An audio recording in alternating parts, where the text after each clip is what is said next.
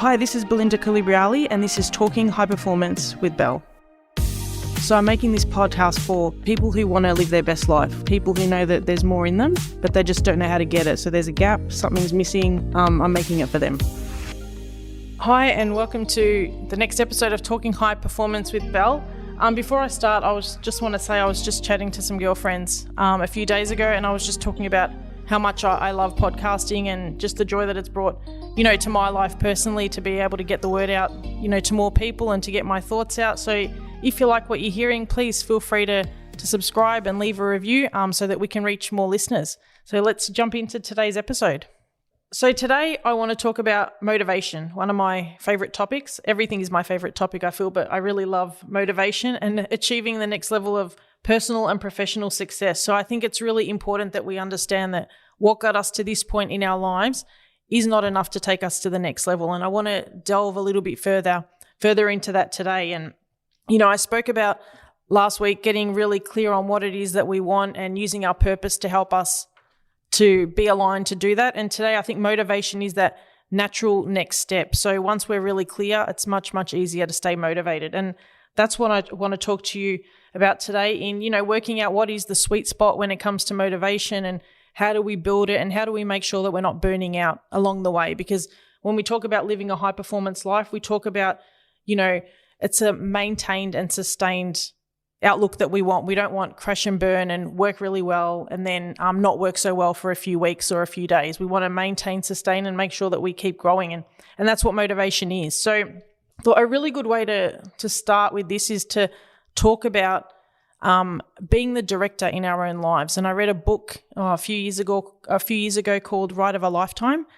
And this book was all about Disney and, the Walt Disney and the growth of Disney. And he spoke about it and said, if we can be the director in our own life, that's how we should be living. And I think when we talk about motivation, it's really empowering to go, okay, if we're the director in our own life, that's a little bit exciting. And what would we do and what would it look like? And that really excited me. And I thought, motivation, it's that willingness to want to be better. If we're creating a movie, how do we make it better? How do we create the scenes that we want? And that's the outlook that we want, when we talk motivation. And the two types of motivation that, we normally fall into is intrinsic motivation. So when we're doing something because we enjoy it. So, I play the piano because it's really therapeutic. I play it because I get lots of personal satisfaction and it's calming. Or I play tennis because, I just love the different types of shots that you can create. I love the thinking behind the sport. So they're intrinsic motivations. And then we talk about, extrinsic motivations, which can be measured. So, a weight loss journey can be measured. Getting a pay rise can be measured. You can measure, what you were on and what you're on now, or getting a different job or, progressing in your role. You can measure that because your title changes. And that's an extrinsic motivation. And when we talk about something that we want, I think it's really important to go, is it intrinsic? Is it extrinsic, or is it both? And so that's really important when we talk motivation. The second thing I want to talk about when we talk about motivation is the type of game that we're playing. And when we talk high performance, we're talking about playing a long game. So we're talking about, what is it that we want in the long term? And so how do we know if we're playing the long game or if we're not? Well, you'll hear so often, and, so often this happens when I begin working with people, that towards the end of the year, they're like, I'm really looking forward to my break. I'm feeling really burnt out. You're not playing the long game if you're feeling burnt out. So, you almost want to get to the end of the year and you feel as good as the beginning of the year, or you want to get to the middle of the year and you're looking forward to your holiday, but not because you're burnt out, because you're just looking forward to a holiday and you know that this is going to set you up for success. So, you're not playing the long game if you're not looking after your health.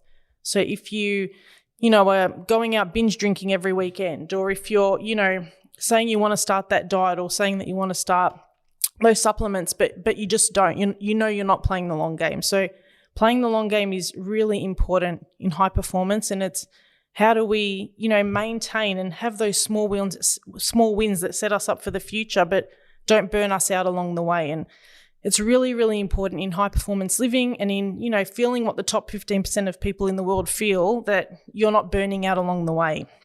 So how do you make sure you don't burn out along the way? And this is where it's really important to stay in what we call the optimal performance zone. So, if you imagine like a bell curve, Everything in the middle of this curve is where you're focused and where things are going well and where you're really motivated. And I talk about this a little bit in my book, but anything to the left of the curve is where you feel bored. So you're not motivated, things are average, they're not really moving, and you just feel a bit blah. And then anything to the right of the curve is you're anxious, you're stressed, you're burnt out, you're overwhelmed. So we want to stay in the middle, and that's what we call the optimal performance zone. And that's where things are ticking along nicely. And you can the more in tune you are with this zone, the more you can start to feel when you're on the left or right of this curve, and you can sort of start to make tweaks in life according to that. And even if sometimes you find that, you are burnt out or you did overstretch yourself, you're more aware for the next time where you can come back in and go, okay, I pushed a little bit too hard that day. Next time I'm going to just, ease up a little bit. So that's that optimal performance zone that we're talking about. And I want to talk to you now about what are some strategies that you can use, or how do you maintain motivation, and how do you sort of make sure that you're staying in that zone. And I want to share a few different ways that you can do that. So the first way is to set clear goals. So clear goals, and we spoke about this a little bit last week, but clear goals help us to stay motivated. So once you know where you're going and you feel a purpose towards that, it's much easier to stay aligned to the path. So the first one is to set clear goals. The second point is to celebrate milestones along the way. So, you don't want to you might have really big dreams and really big goals, and the thought of, where you want to be is really exhausting. So you want to set small goals along the way, and once you achieve them, you want to reward yourself. So that's a really, really important part in staying motivated.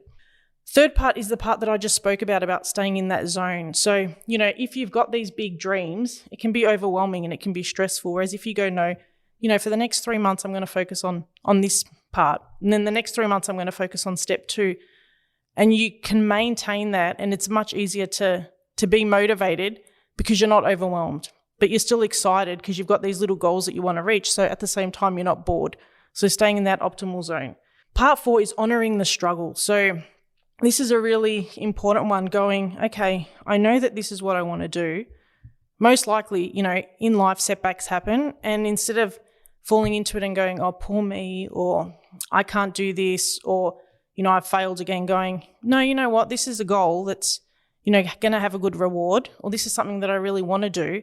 Anything good takes time, and anything good we fail at usually, initially or sometimes a few times. So going, okay, being comfortable in going, no, this is a normal part of the process, and I'm going to honor the struggle because it's going to lead me closer to my destination. And that brings me to point 5, which is be willing to fail. Almost be grateful for the failure, because it not prolongs the journey, but it makes the journey quicker. So I think, the more you fail, the quicker you fail, the more okay, that wasn't the right path. So there's a deviation, and that failure has allowed me to stay more aligned to my path. So be willing to fail, and almost try and, think about life as a game. We're all pieces on a chessboard. And sometimes we're going to make the right move and sometimes we're not, and that's okay. Point 6 is to stay present. And this is where mindfulness comes in. This is where meditation helps a lot. Being really present in what we want to achieve, and saying no to sometimes other things, or, even being present in putting do not disturb on our phone in order to complete a certain task, I think is a really important part in staying motivated, maximizing our time, and just feeling more fulfilled. So staying present is a really important one.